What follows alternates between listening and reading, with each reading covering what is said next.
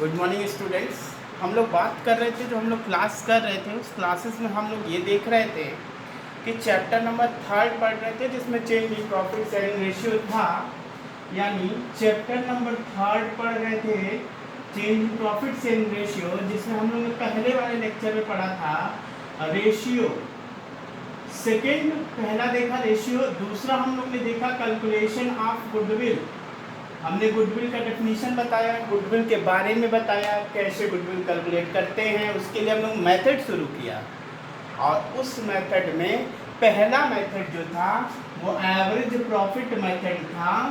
Average profit method था और इस एवरेज प्रॉफिट मेथड को हम लोग लगा रहे थे, सॉल्व कर रहे थे। तो लगाने में हुआ क्या, इस एवरेज प्रॉफिट मेथड में हम लोग ये देख रहे थे, एवरेज प्रॉफिट मेथड में हम लोगों ने कैलकुलेट किया था, इसका फार्मूला लिख दिया था हमने। लेकिन अभी इसमें हम लोग को क्वेश्चन करना है, न्यूमेरिकल पोर्शन इस वीडियो में करना। मैंने बताया था नेक्स्ट में आपको न्यूमेरिकल करना है, जो क्वेश्चन नंबर 3 से स्टार्ट है। कहाँ से स्टार्ट है?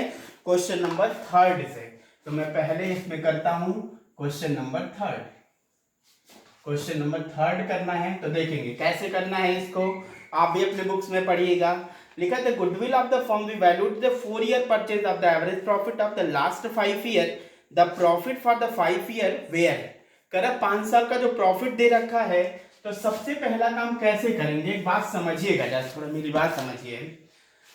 समझने की बात ये है कि मान लीजिए ये मेरा नेट प्रॉफिट है, ये मेरा प्रॉफिट एंड लॉस अकाउंट है और यहां पर मेरे पास नेट प्रॉफिट आया है 10,000 का, मान लेता हूं, ठीक है ना। ये मान लीजिए कि एपीएल अकाउंट हमने बनाया और हमको नेट प्रॉफिट कितनी कमाई हो गई, 10,000 की। अब हुआ क्या, कुछ गलती हो रखा था।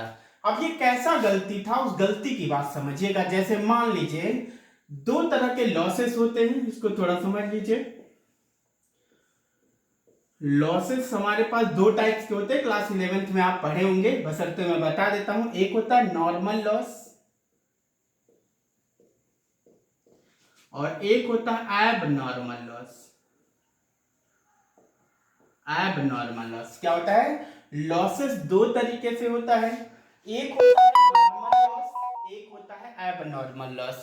नॉर्मल लॉस क्या होता है? नॉर्मल लॉस का मतलब होता है कि जो चीजें नॉर्मल एक्टिविटी से जो खर्चे या लॉस क्रिएट होते हैं उनको हम नॉर्मल लॉस बोलते हैं।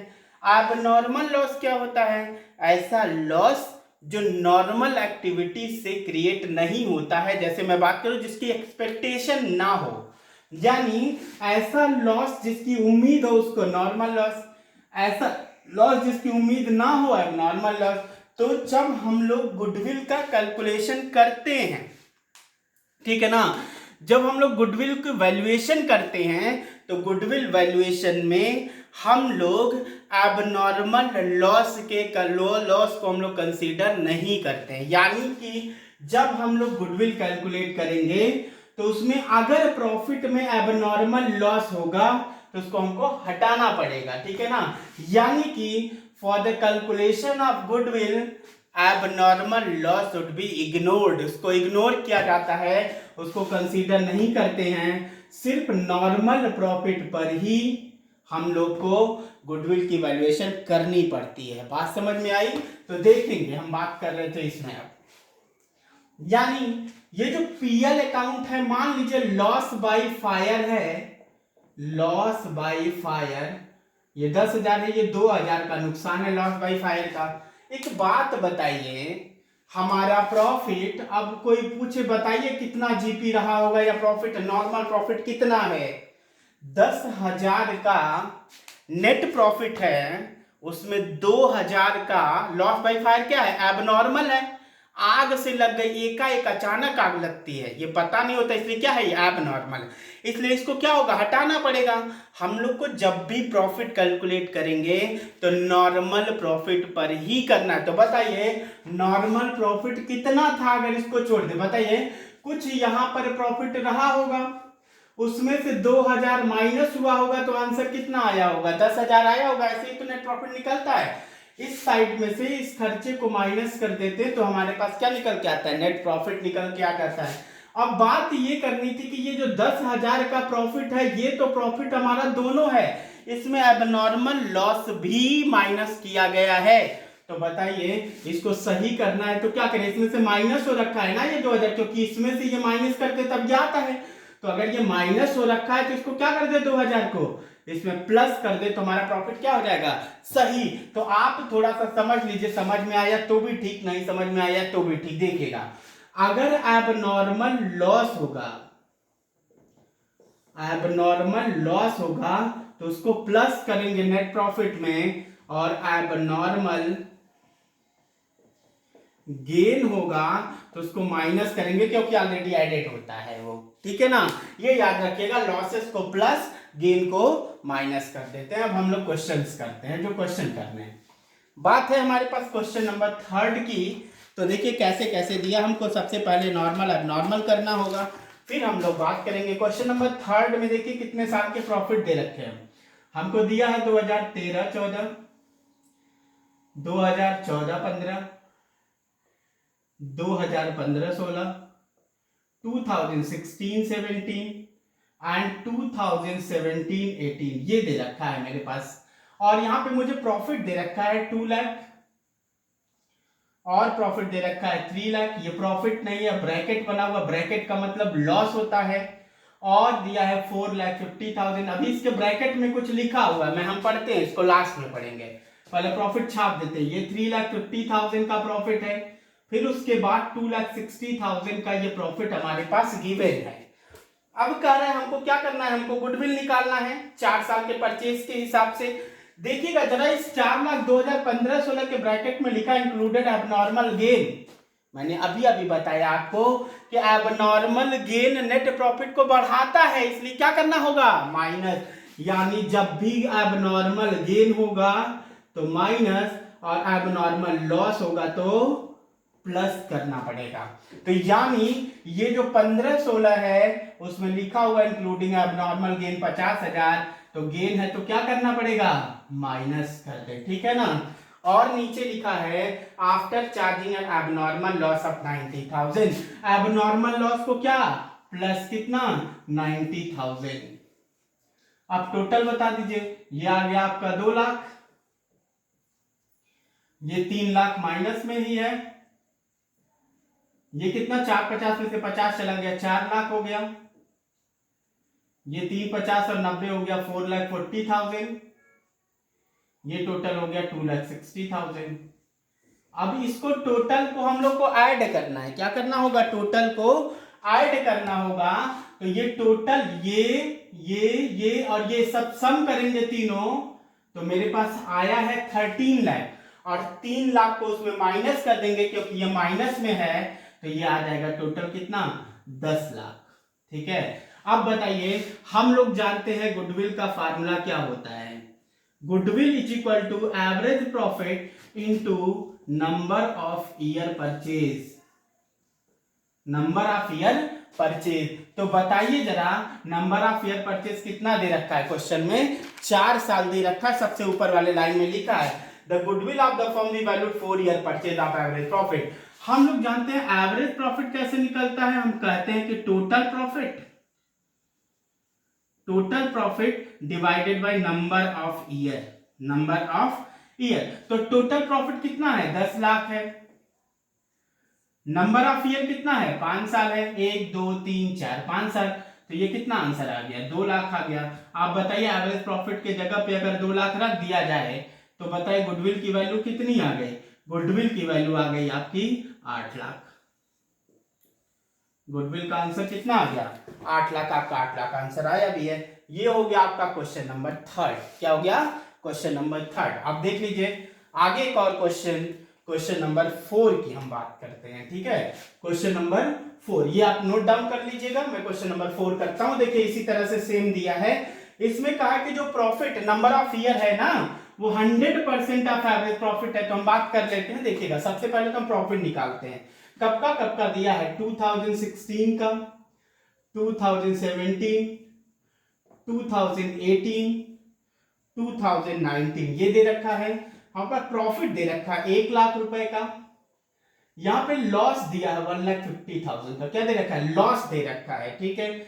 1,50,000 का यहाँ पे प्रॉफिट दे रखा है और 19 में 2 लाख का प्रॉफिट दे रखा है। चलिए बात करते हैं हम लोग यहाँ पे दिया हुआ है सबसे पहले ब्रैकेट में 1 लाख वाले में, after debiting loss by stock, loss of stock by fire, बताएगा loss by fire abnormal loss है या एबनॉर्मल गेन है। एबनॉर्मल लॉस है ना, तो एबनॉर्मल लॉस को क्या करना होगा, प्लस, क्या करना होगा, प्लस, यानी किसको प्लस कर दिया जाए, इस 50,000 को, ठीक है। फिर लिखा इंक्लूडिंग वीआरएस 80,000, जरा इसका मतलब समझ लीजिए क्या होता है। Voluntary retirement compensation, voluntary VRS, voluntary retirement compensation होता है। इसका मतलब जब किसी एम्प्लॉय को अपनी रिटायरमेंट से पहले ही रिटायर हो जाता है या रिटायरमेंट ले लेता है या कंपनी रिटायर कर देती है, तो उसको वीआरएस मिलता है, मतलब उसको कंपनसेशन मिलता है। रिटायरमेंट से पहले उसको रिटायर कर दिया जाएगा तो उसको उसका कंपनसेशन दिया जाएगा, जितना दिन उसकी जॉब बची होगी उसकी कंपनसेशन, उसकी सैलरी उसको दिया जाता है, इसको वीआरएस बोलते हैं। ये बताइए क्या ये रेगुलर बेसिस पे किया जाता होगा, हमेशा एम्प्लॉय को निकाला जाता होगा, नहीं ना, यानी ये एबनॉर्मल एक्सपेंस है जिसकी उम्मीद नहीं थी, लेकिन किसी एम्प्लॉय ने आके कहा कि अब मुझे जाना होगा, तो ये क्या हो गया, एबनॉर्मल लॉस हो गया। कितने का है ये 80,000 का है, तो क्या करना पड़ेगा, एबनॉर्मल लॉस को प्लस करना पड़ेगा। फिर आ जाइए, लिखा है इसमें पहला पॉइंट पढ़ेंगे, during the year ended 31 March 2017 machine got destroyed in the accident of 60,000 were return of loss. कह रहा है कि एक मशीन है, कितने की, 60,000 की है, जो एक्सीडेंट हो गई, उसका लॉस हो गया और उसको पीएल अकाउंट में दिखा दिया। बताएगा अगर मशीन का एक्सीडेंट हो गया, लॉस बाई एक्सीडेंट हो गया, तो एबनॉर्मल लॉस होगा कि नहीं, एबनॉर्मल लॉस होगा, इसलिए इसको भी क्या करना पड़ेगा, इसमें प्लस करना पड़ेगा। कब की बात करा है, वो कहा है कि 31 मार्च 2017, तो 2017 में कर देंगे, ठीक है ना। नेक्स्ट देखिएगा, फिर बोला है कि एक अब June 2007 July 2017 2 computers costing 40,000 it was purchase and was debited to travelling expenses. कह रहा 40,000 रुपए के एक कंप्यूटर, ये 40,000 का एक कंप्यूटर है, हमने 2 खरीदा तो 80,000 का हुआ। कह रहा है इसको गलती से, बताइए ये एसेट है, इसको पीएल में दिखाना चाहिए, नहीं दिखाना चाहिए ना, लेकिन हमने गलती से ट्रैवलिंग एक्सपेंस दिखा दिया, तो बताए हमारा प्रॉफिट कम हो गया होगा कि नहीं, क्योंकि खर्चा बढ़ गया, तो प्रॉफिट कम हो गया। तो इसका मतलब क्या करना होगा, हमको इसमें कब की बात करा है, 1 जुलाई 2017 है ना, तो 2018 की, कब, ये 2018 की बात करते हैं, कितना, 80,000 का एबनॉर्मल खर्चा हो गया, तो जोड़ देंगे। लेकिन आगे बोला है कि 10% का डेप्रिसिएशन लगाया जाना है, कितना, 10% का डेप्रिसिएशन लगाया जाना है इस पर। तो देख लिए 80,000 इसकी कॉस्ट है, 10% का डेप्रिसिएशन है 9 मंथ के लिए, आप 1 जुलाई से काउंट करेंगे 31 मार्च तक कितना होगा, 9 महीने। इसको सॉल्व करेंगे तो इसकी वैल्यू कितनी आएगी, 6,000 रुपए आ जाएगी, ठीक है ना। तो बताइए जरा डेप्रिसिएशन क्या खर्चा होता है, पहले से प्री डिसाइडेड है कि एकाएक हो गया। अगर प्री डिसाइडेड है तो नॉर्मल लॉस है, प्री डिसाइडेड नहीं है, अचानक से हो गया, तो एब नॉर्मल लॉस है। तो यानी इस 6,000 को यहाँ पे हमको क्या करना पड़ेगा, माइनस, क्योंकि क्या है, ये डेप्रिसिएशन है, क्या है, ये डेप्रिसिएशन है, ठीक है ना। ठीक, अब बात करेंगे नेक्स्ट ईयर में आएंगे तो फिर इसी का कॉस्ट, अब ये हमको पता चल गया ना कि मेरा कंप्यूटर है, तो बताओ इस पर फिर 6,000 का डेप्रिसिएशन लगेगा कि नहीं, नेक्स्ट ईयर में लगेगा। तो ये आ जाएगा 1,92,000, ये कितना आ जाएगा, 1,92,000, ये आ जाएगा 2,24,000, 2,24,000। इसको करिए, ये 10,000 आ जाएगा माइनस में, प्लस माइनस करेंगे तो ये आ गया कितना, 1,50,000, 1,50,000। इन सबको आप ऐड कर दीजिए, इन सबको ऐड करेंगे ना तो आ जाएगा 5,58,000। आपको 10,000 माइनस, तीनों को जोड़ना होगा, इसको माइनस करना होगा, 558 आएगा। हम लोग गुडविल की वैल्यू जानते हैं, क्या होता है गुडविल का formula, average profit into number of year purchase, number of year purchase. तो देख लीजिए नंबर ऑफ ईयर परचेज 100% दिया है, 100% का मतलब 100/100, ठीक है ना। एवरेज प्रॉफिट का मतलब हम जानते हैं total profit upon number of year, number of year. तो टोटल प्रॉफिट कितना है, टोटल प्रॉफिट है 5,58,000 डिवाइडेड बाय कितना ईयर है, 4 साल है, 4 से डिवाइड कर देंगे तो इसकी वैल्यू आपको आ जाएगी 1,39,000। तो 1,39,000 यहाँ रख देंगे, 100 से 100 कट गया, तो गुडविल की वैल्यू कितनी आ गई, गुडविल इज इक्वल टू आ गया 1,39,000। ये आपका आंसर हो गया। ये खुद ही कहा है कि 100% ऑफ द एवरेज, जितना 100 एवरेज प्रॉफिट होगा वही इसकी गुडविल होगी, तो 1,39,000। ये आपका रहा क्वेश्चन नंबर 3, ये रहा आपका क्वेश्चन नंबर 4। आप यहां से क्वेश्चन सॉल्व करिए। अगर आपको कहीं से दिक्कत लगता है कि मैं क्वेश्चंस नहीं कर पाऊंगा या फिर कहीं प्रॉब्लम होती है, तो आप हमको फिर से व्हाट्सएप करके पूछ लीजिएगा, मैं आपको समझा दूंगा जहां भी दिक्कत होगा, लेकिन आपको क्वेश्चंस मेरे साथ करना पड़ेगा। मैं अगले वाले वीडियो में फिर आते हैं और नेक्स्ट आपको 2 क्वेश्चंस और करवा देंगे।